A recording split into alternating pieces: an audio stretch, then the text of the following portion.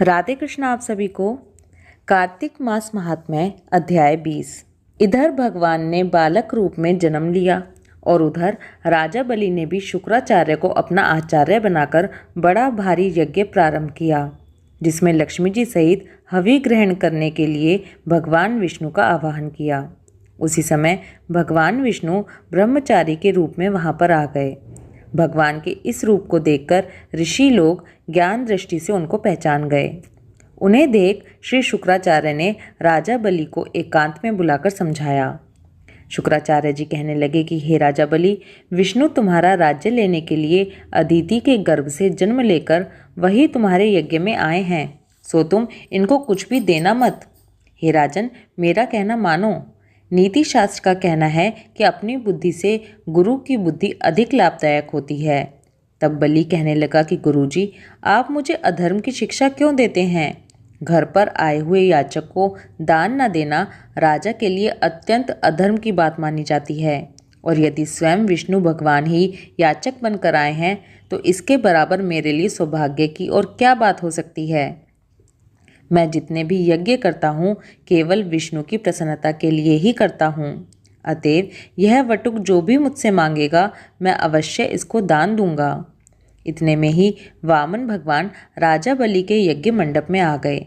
तब बलि ने अर्घ आदि देकर उनको यथोचित सत्कार किया, फिर हाथ जोड़कर खड़ा हो गया। कहने लगा कि हे नाथ, मैं कृतार्थ हो गया जो आज आपने यहाँ आकर दर्शन दिए। अब आज्ञा दीजिए, मैं और आपकी क्या सेवा करूं?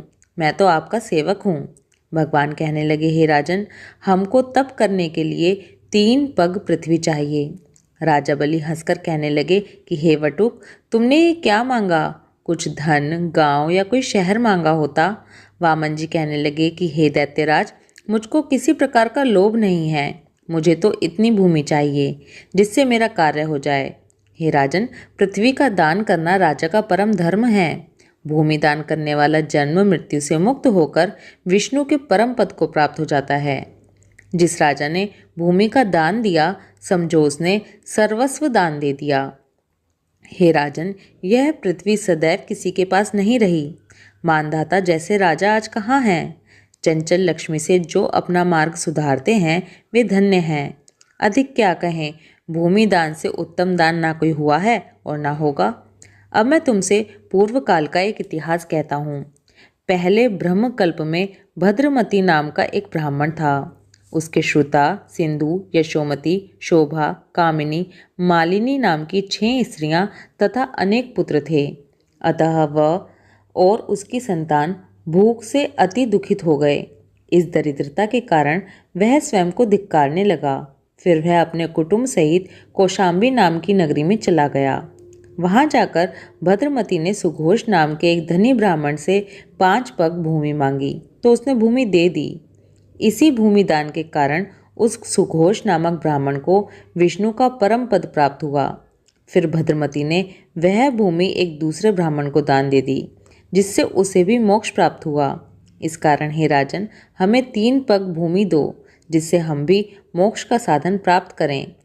इतनी बात सुनकर राजा बलि जल युक्त टूटी वाला लोटा लेकर भूमि का संकल्प करने के लिए तैयार हो गया। तब शुक्राचार्य तपोबल से अपना सूक्ष्म रूप बनाकर राजा बलि के जल के लोटे में आकर बैठ गए और टूटी के जल को गिरने से रोक लिया। वामन भगवान शुक्राचार्य के मन की बात जान गए। अतएव उन्होंने एक तेज अग्र वाला भाग कुशा लेकर उस लोटे की टूटी के छिद्र में डाल दिया, जिससे शुक्राचार्य की एक आंख फूट गई। इसके पश्चात राजा बलि ने 3 पग भूमि का संकल्प दे दिया। उसी समय भगवान विराट रूप होकर ब्रह्मलोक तक बढ़ गए।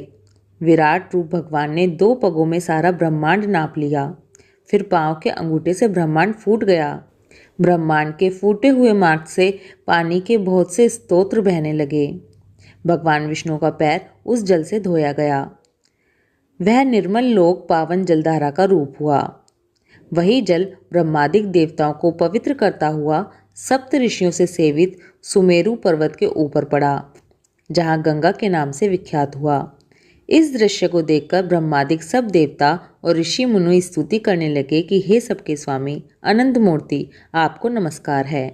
इस प्रकार स्तुति सुनकर भगवान ने सब देवताओं को उनका अपना अपना स्थान दे दिया और बलि को रसातल में भेजते हुए उसको वरदान दिया कि अग्नि में बिना मंत्र के जो हवन किया जाता है तथा अपवित्रता से कुपात्र को जो दान दिया जाता है या हवन किया जाता है वह सब बलि को प्राप्त होगा।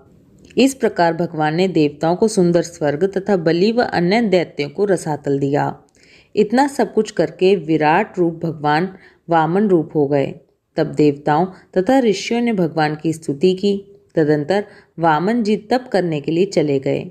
इस प्रकार ऐसी पावन गंगा की उत्पत्ति भगवान के चरणों से हुई, जिसके स्नान एवं स्मरण मात्र से जन्म जन्मांतर के पाप नाश हो जाते हैं। बोलो गंगा मैया की जय। कार्तिक मास महात्म अध्याय 20 समाप्त। ओम नमो भगवते वासुदेवाय। राधे कृष्णा।